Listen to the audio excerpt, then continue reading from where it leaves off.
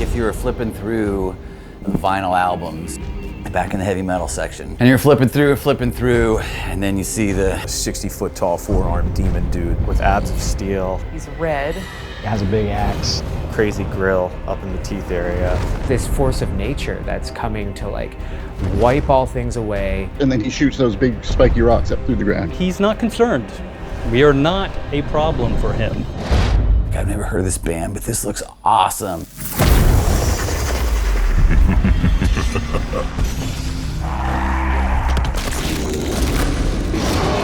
Choosing where we go next is something that Matt and I spend a lot of time on. And we try to settle on a word or a mood or a feel for the next year's story.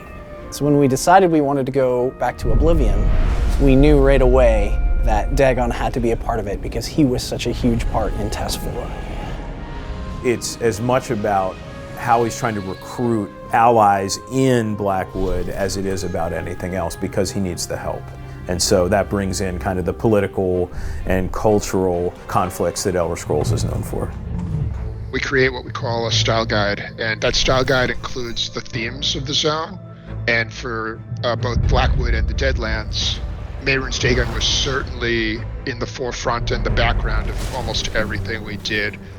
Mehrunes Dagon is the Prince of Destruction, the Prince of Change. All those words mean something very specific to him, but he's a bit of an enigma, I think, to anybody else. You're always looking at, the themes of what a prince represents, their ultimate goals, how they're going to achieve it, and then how is that affecting the everyday life of the people? What is the culture like in the area? What happens when those two collide? That's always really important, and I think that's something that makes an antagonist's story really compelling. Even if he's not present, you feel touches of his influence everywhere because everything that happens is kind of a result of him. I don't think that he does what he does because he's mean or because he's evil. He does what he does because that's what he is. Destruction is just a part of reality, right? Like nothing lasts forever. And when you're the Prince of Destruction, you're kind of the Prince of everything in that sense, right? Like you have sway over a part of everything. I had done Dragonhold as a DLC before, but we did that entirely in the office. I knew this chapter, it's a lot bigger, there's a lot more to do in general. And then I was like, oh man, we're gonna do this from home. How are we gonna do this?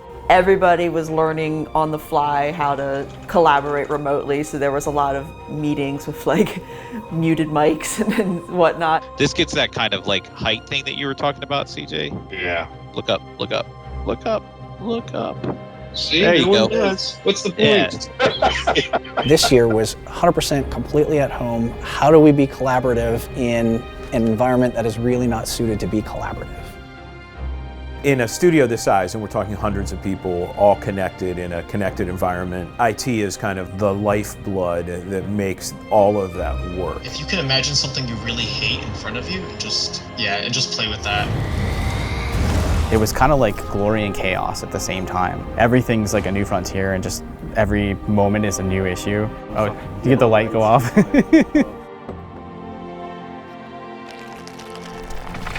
It was enough to maintain all these things here. Now I need to maintain them at their homes. In truth, in the end, a lot of these folks are gamers. Kind of reconcile that like they know what they're doing. Bringing Dagon to life literally takes a village. It is a huge undertaking to coordinate all the different groups that are responsible for putting this together. I'm there kind of to help guide and give them a map to go off of as far as story and location, stuff like that. And it's up to the designers and the writers and encounters and art and everyone else who works on these things to kind of take that and run with it. When we start any character, we have to do research, and we have to figure out how is this character going to work. I had my 14-year-old take pictures of me, and I had like, I had my 5-year-olds like toy weapons, and I would like hold them, like I would think Dagon would hold them, and I would do a couple different poses, and then I would take them into Photoshop and draw over them and put them together, so it would be like sets of poses together with 4 arms. The concepts tend to be in 2D. It's up to us as the character artist to go in and add all the extra heavy detail. We spend a lot of time researching and learning anatomy, so we're able to take that anatomical knowledge and try to come up with an idea of how it would actually work.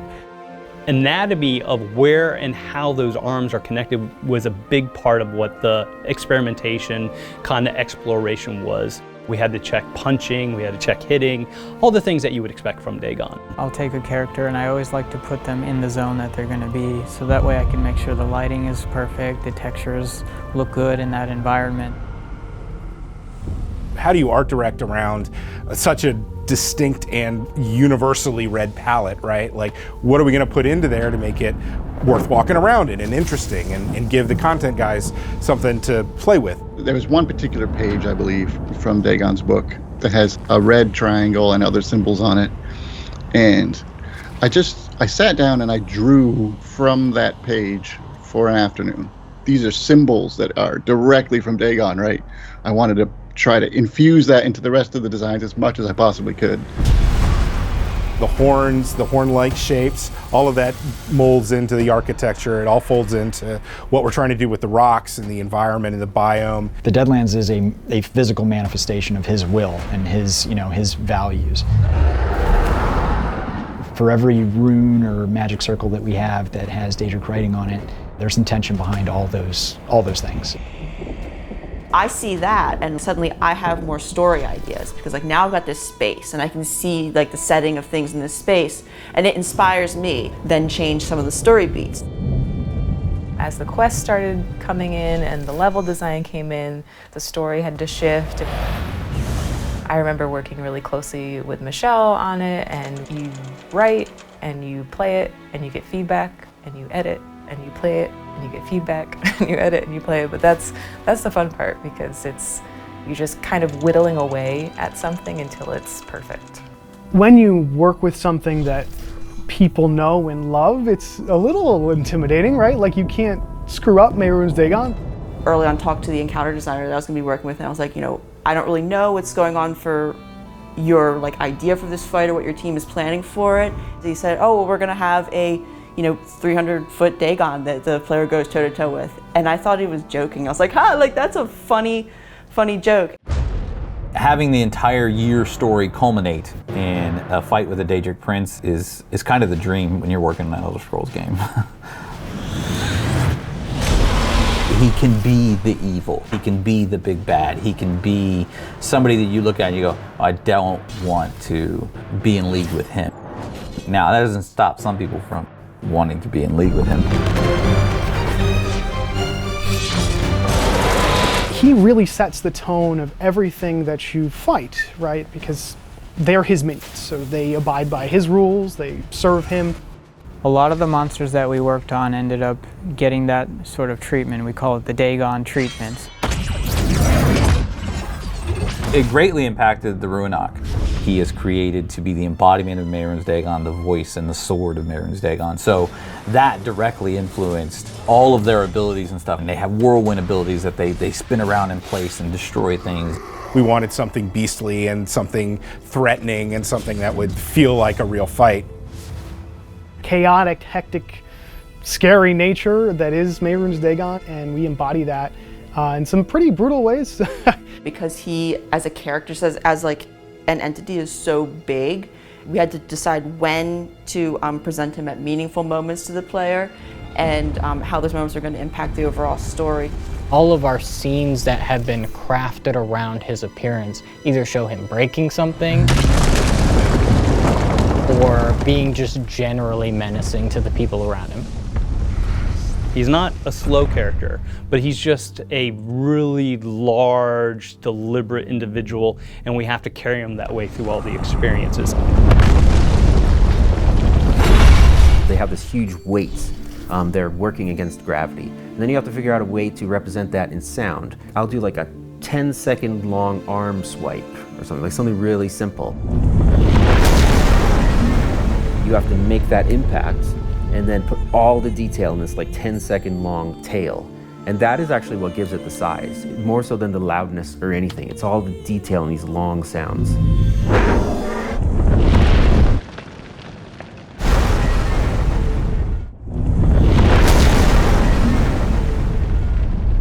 And when he talks, he doesn't talk really fast like that.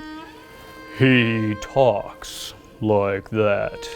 Mortals Lehman and I and Becky were talking about how do we make Dagon different from the other princes. We wanted to do an accent that was unexpected. Can a flea withstand the rushing waters of a deluge? Can a sapling fend off the flames of a raging wildfire? No.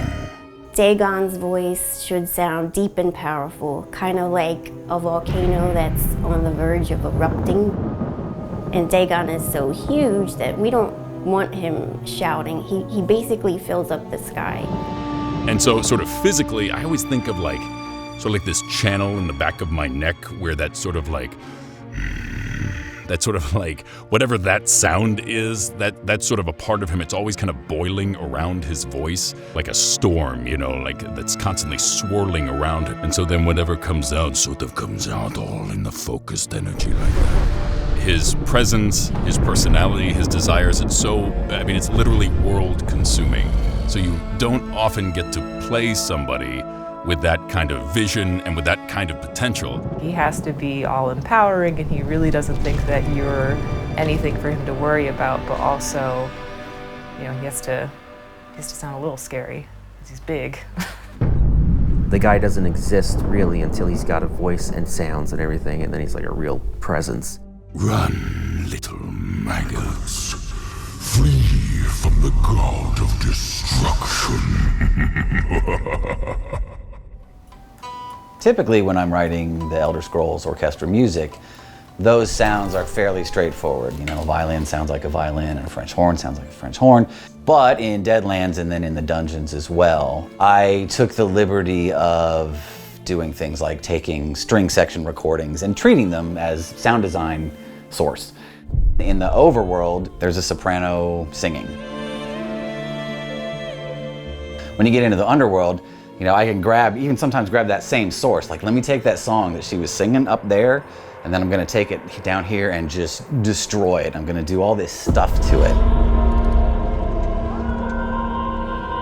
But they've been badly burned and mixed back in. It's almost metal. And that kind of tone and that kind of feel and vibe carries all the way throughout. You can feel those heavy undertones of Mehrunes Dagon and his influence. Super happy with how Mehrunes came out. The first couple of times we saw people play through a main quest and hit those first couple of moments where you get to get a glimpse of Mehrunes and you hear his voice. Ooh, Daddy Dagon! His model is so cool, and it's huge. It's absolutely enormous. Look at that big boy. Swinging that axe. When you watch the Twitch streams and they're like, holy crap, look at that, he's huge, you know? So it definitely gets us excited and motivated, and everything we do is for the fans. I love to see people take on the challenges and figure out the puzzles that we throw at them. Yes! Achievement!